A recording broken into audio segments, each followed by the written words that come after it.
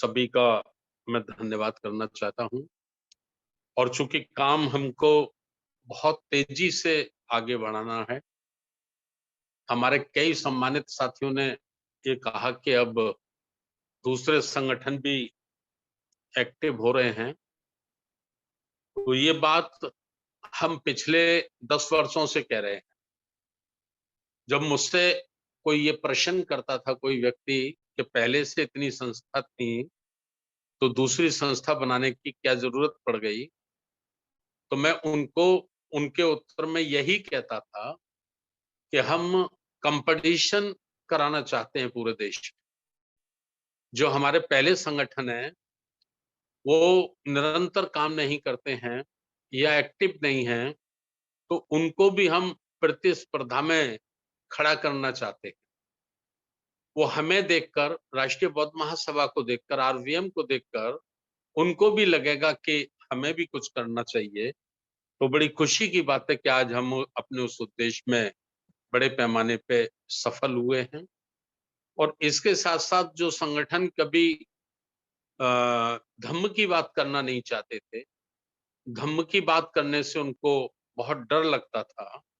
मैंने व्यक्तिगत रूप से भी अनेक लोगों से मेरी बातें हुई, तो कहते थे कि बाबा साहब डॉक्टर अंबेडकर साहब तक तो बात ठीक है, लेकिन अभी हम धम्म की बात करेंगे तो लोग विदक जाएँगे, लोग इधर-उधर हो जाएँगे। तो आज मैं उनको देखता हूँ कि वह संगठन भी जो पहली जिन चर्चाओं को लेके बात करते थे, आज वो भी सारी पुरानी चर्चाओं को छोड़कर धम्म की चर्चा करने लगे हैं, त्रिषण पंचशील करने लगे हैं। ये भी एक बड़ी खुशी की हमारे लिए बात है। और बुद्ध की चर्चा को, धम्म की चर्चा को प्रभावी बनाया जाए भारत में। भारत का कोई संगठन, कोई राजनीतिक दल बुद्ध की चर्चा करे बगैर ना रह सके, ऐसा एक प्रभा मंडल बनाने की राष्ट्रीय बौद्ध महासभा की कोशिश है, जिसे हम लोग सब मिलजुल कर पूरा करने में लगे हैं। और खुशी की बात है कि उसमें हमें बड़े पैमाने पे सफलता मिल रही है। दूसरा, मैं एक निवेदन और सभी साथियों से करता हूँ कि जो दिल्ली में केंद्रीय कार्यालय बनना है, उस केंद्रीय कार्यालय के लिए जो साथी भी सहयोग करेंगे, दान करेंगे, उन सबका शिलालेख पत्थर पे नाम आएगा।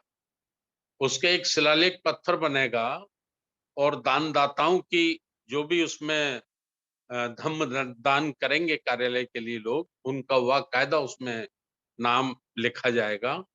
तो जिन साथियों ने घोषणा की है, केवल उनकी घोषणा से ही ये केंद्रीय ऑफिस, सेंटर ऑफिस पूरा नहीं होगा। तो दूसरे साथी भी अपनी तैयारी करें कि उनको भी इसमें सहयोग करना है। और सहयोग में जो शिलालेख पे जो पत्थर बनेगा, उस पत्थर में उनका भी नाम आएगा कि उन्होंने कितना धम्मदान इस कार्यालय को बनवाने में किया है। तो ये मैं आप लोगों की जानकारी में ला दूं। और एक दो खास बात मैं और कहना चाहता हूँ। 26 नवंबर को 73वां संविधान दिवस है। तो मैं चाहता हूं कि सभी राज्यों में जहां-जहां राष्ट्रीय बौद्ध महासभा के लोग हैं, यूनिट हैं, वो राज्य और अपने जिला स्तर पर जरूर संविधान दिवस मनाएं। 73वां संविधान दिवस के रूप में मनाएं और संविधान पर चर्चा करें कि संविधान ने जो भारत को दिया है, भारत के प्रत्येक नागरिक को जो स्वतंत्रता, राजनीतिक अधिकार, सामाजिक अधिकार, धार्मिक उपासना के अधिकार, आर्थिक रूप से जो उन्नति की ओर भारत जाना चाहिए था, क्या भारत गया है? और नहीं गया है तो क्यों नहीं गया है? क्या आने वाली सरकारों ने, जो भी सरकारें इसमें रही, चाहे वो राज्यों में रही, चाहे केंद्रों में रही, चाहे जिस दल की भी सरकारें रही हो, हमें उनकी समीक्षा करनी है कि पिछले 73 वर्षों में संविधान ने हमको क्या दिशा दी थी? क्या हमने उस दिशाओं पे काम किया है? और यदि उस सरकारों ने दिशा पे काम नहीं किया है, तो आने वाले वक्त में फिर भारत के राजनीतिक दलों को हमें विवश करना होगा, उन्हें मजबूर करना होगा कि वो संविधान के अकॉर्डिंग काम करें, संविधान के अनुसार काम करें। तो 26 नवंबर शनिवार का दिन है। छोटी-बड़ी जितनी भी संगोष्ठी, सेमिनार आप लोग लगा सकते हैं, ज़रूर लगाएँ और विषय बनाकर हम कल आपको ऑफ़िस में दे देंगे। संविधान पर ही चर्चा करनी है।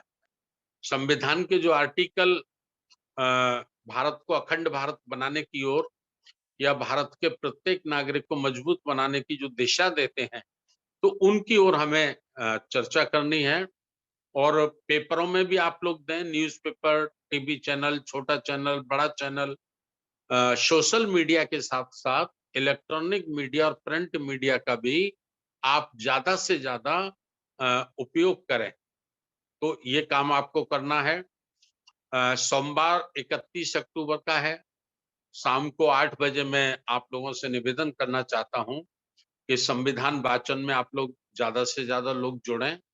बहुत अच्छी बात है आरसी धीमान साहब हम लोगों को बताते हैं, लेकिन ज़्यादा लोग नहीं जुड़ पाते हैं, तो वो संविधान का ज्ञान प्राप्त करने से वंचित रह जाते हैं। तो उनसे मेरा निवेदन है और 1 नवंबर मंगलवार को शाम को 8 बजे उत्तर प्रदेश के साथियों की वेबिनार है। उत्तर प्रदेश के साथियों की वेबिनार है और दूसरे जागरूक साथी भी जुड़ें और दूसरे साथी भी अपने-अपने राज्यों में राज्यवार रोज शाम को 8 बजे से आप वेबिनार पे चर्चा करना शुरू करें।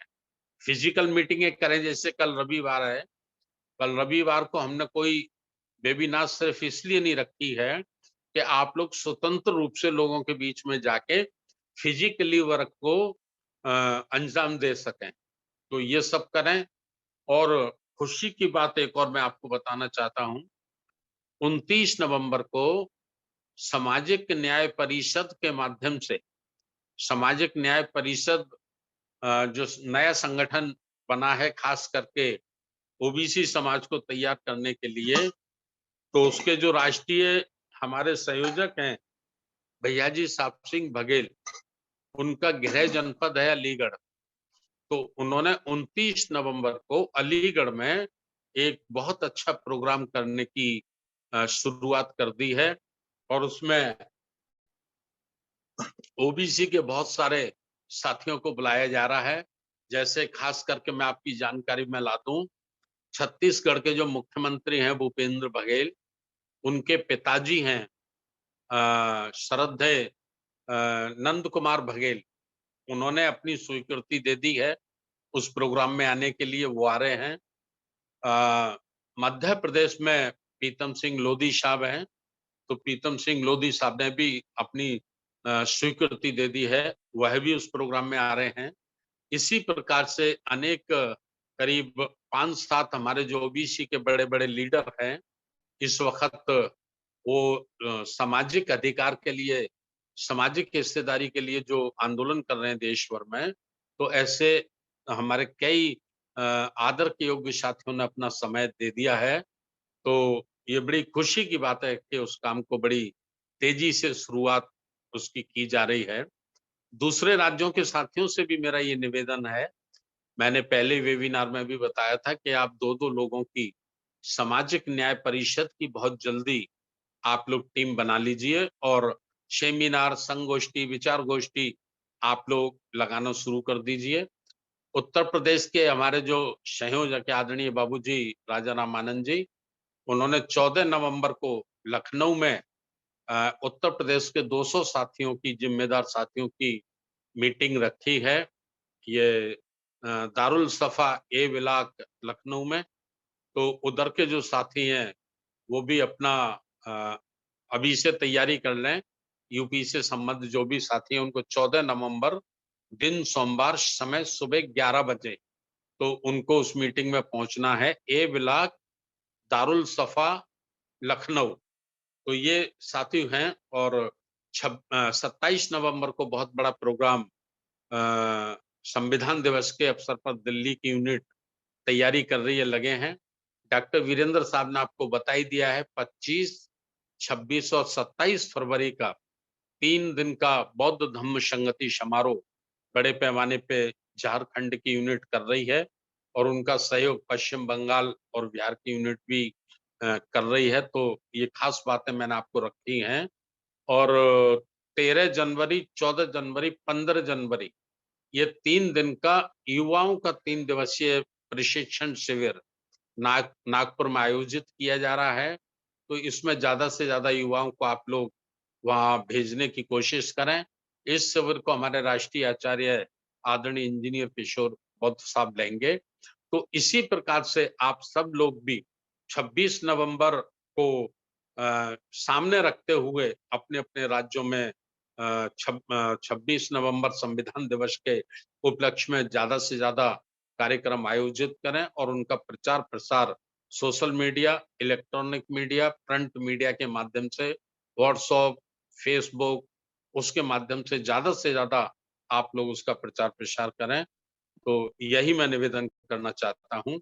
बहुत-बहुत धन्यवाद। नमो बुद्धाय, जय भीम। साधु साधु। बहुत बहुत धन्यवाद माननीय अध्यक्ष साहब, आपने मैं समझता हूँ सभी को मोटिवेट किया और आगामी